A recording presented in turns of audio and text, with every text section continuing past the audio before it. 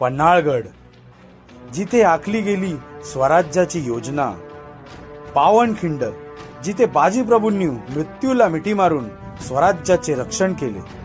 आणि विशाळगड, जिथे विजयाची ध्वजा पुन्हा फडकली.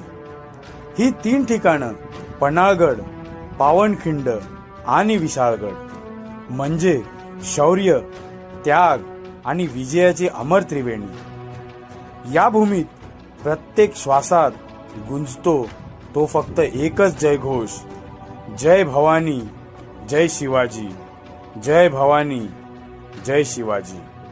छत्रपती शिवाजी महाराज की जय.